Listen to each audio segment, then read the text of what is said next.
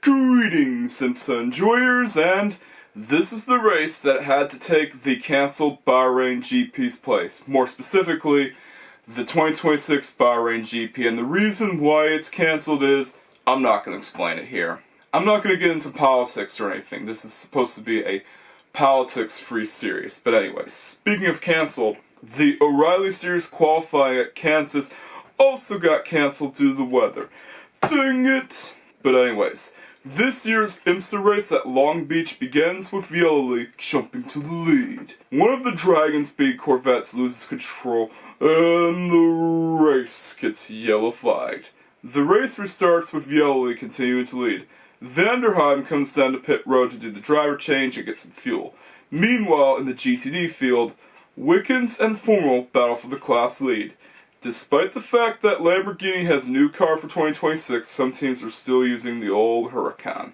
Yeah, if it ain't broke, don't fix it, cause Huracan is perfect. Wickens manages to pull away from Formal. Aitken is not slowing down and he's right on Yoli's tail. Come on, man. Don't steal Acura chance to win here. Even lap traffic can't slow Aitken down. Yeah, Alex in one of the Lambos is seen coming down to pit road. Aitken gets past Yoli after the Black Lotus racing-inspired Corvette held him up.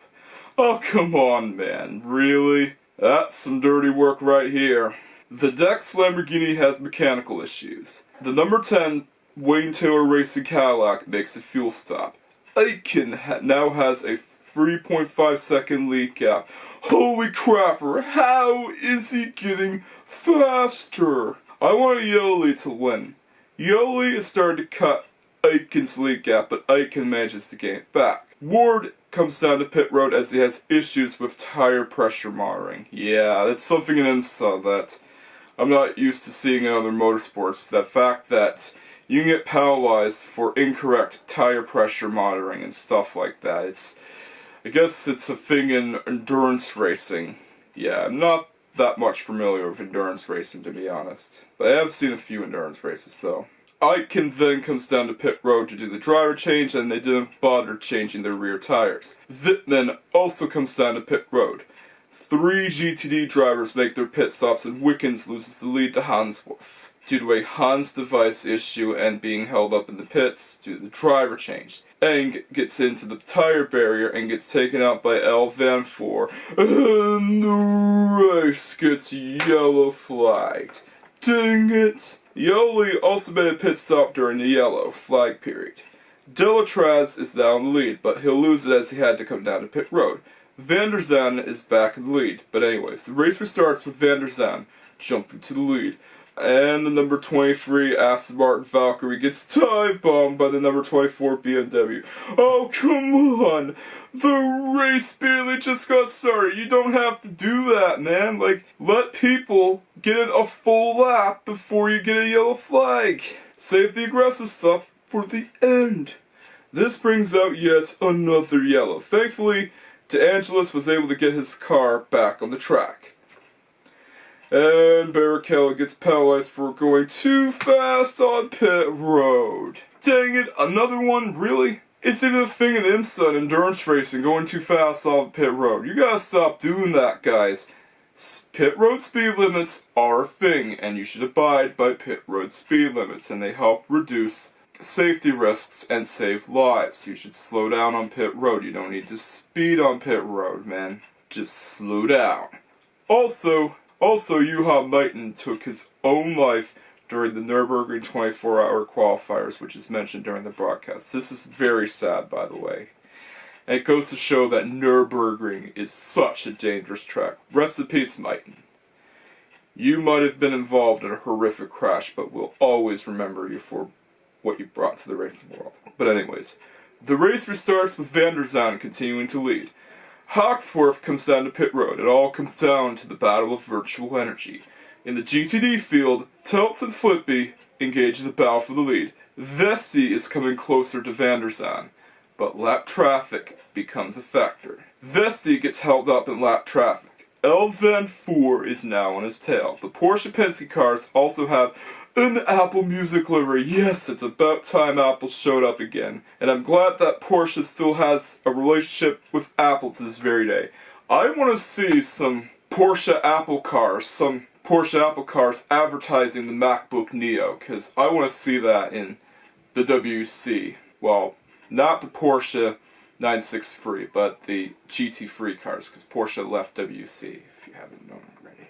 It's very sad. Ricky Taylor gets into the tire barrier, and the race gets yellow flagged. Oh no. His car catches fire on the rear wall. That's always bad when something starts blazing. The AMR safety crews also have the new for 2026 Ford Ranger Raptor, but anyways. The race restarts with Van der Zande and Vesti battling for the lead.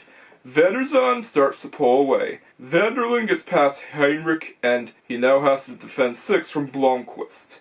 Vesti is right on Van der Zande's tail. Like, come on, man. How is Vesti that fast? Van der Zande, I'm sure, has more experience than some rando that just got Ike and seat. Van der Zande and Vesti continue to go at it.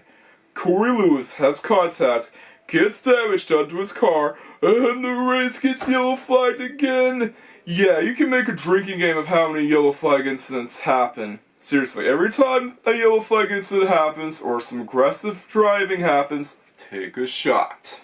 The race restarts with the battle for the lead between Van der Zande and Vesti. Not even the Torquey Cadillac stands a chance against Van der Zande.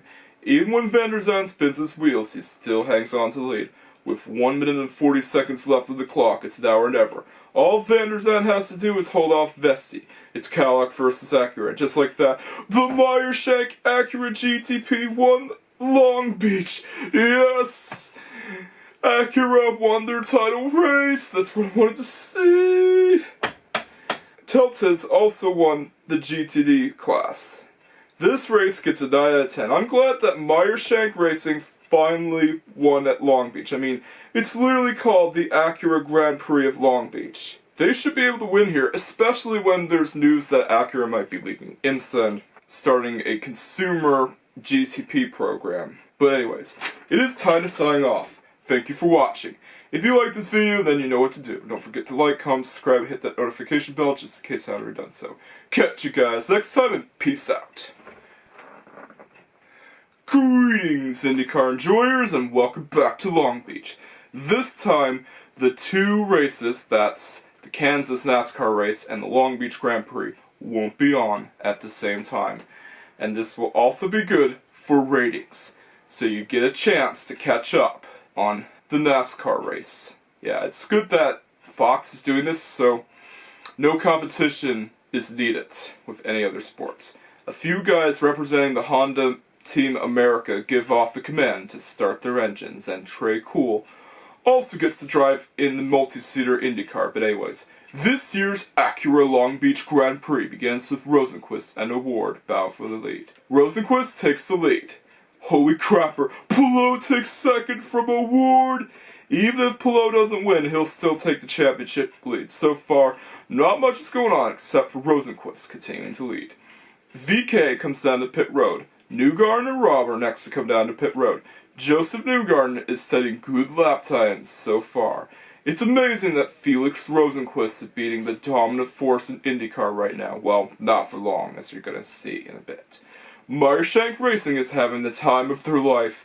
Yeah, especially after they won the IMSA support race. That's incredible, isn't it? Palou is getting faster and faster as Rosenqvist's lead gap is now down to barely a second.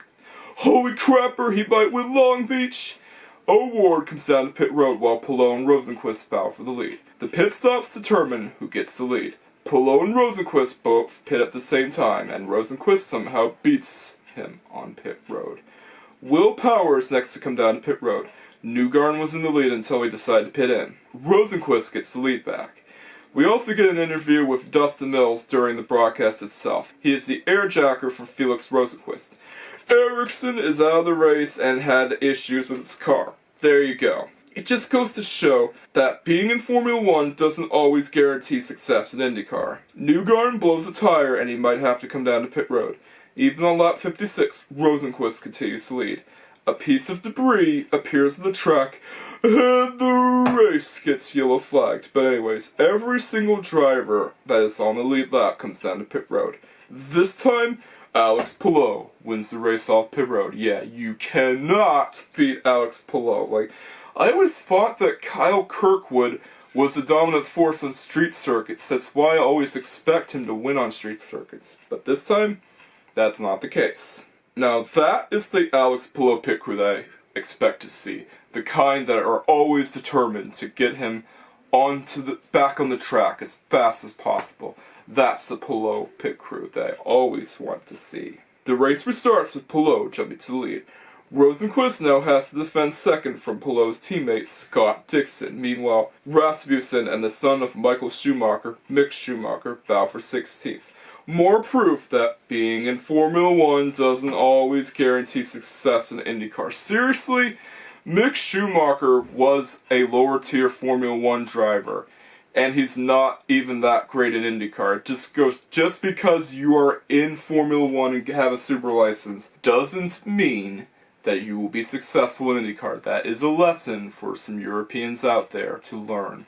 Just because you're good in Formula 1 and you have a super license, doesn't mean you'll be dominant in IndyCar and win every race. Do not expect that. Palou is still just as fast. With 4 to go, Dixon is trying to hold off Kirkwood. On the final lap, Palou continues his dominance. And he might win Long Beach, which is something that I never expected to see. And for the first time since 2024, Chip Ganassi Racing wins at Long Beach. Yes! Alex Palou finally did it. He got his first ever Long Beach win. And yeah, well, Chip Ganassi did win at Long Beach before. It was from Scott Dixon. It's usually from Scott Dixon. But Alex Palou finally got a famous marquee event to add to his collection. Now that is awesome. Yeah, like, it just goes to show that there are some things that Kyle Kirkwood isn't that much better at than Alex Palou. I mean, Alex Palou is also known to be pretty good on street courses. Look at St. Petersburg. He has 2 victories in a row. Yeah, he won the 2025 race, well, won last year's race, and won this year's race as well. Though that is the Palou that I expect to see. Because of that, this race gets a 9 out of 10. This was the most unexpected win from Palou yet. It was an unpredictable win, by the way, because usually the guy you expect to see win at Long Beach is Kyle Kirkwood. He is one of the best drivers on street courses, even if he is a second-rate Andretti driver that is just barely shy of being as popular, if not more popular, than Colton Herta, and definitely not as popular as Will Power. Well, aside from last year's Indy 500, because nobody expected to see Alex Palou win on a freaking oval, of all things. Yeah, like, before Indianapolis 500, I always thought that Alex Palou was mediocre on ovals. Like, he would be great on street tracks and road courses, but not so great on ovals. But Indy 500 proved me wrong. It was an amazing race to remember, especially when Alex Palou finally did it. But anyways, it is time to sign off. Thank you for watching. If you like this video, then you know what to do. Don't forget to like, comment, subscribe, and hit that notification bell just in case I haven't already done so. Catch you guys next time, and peace out.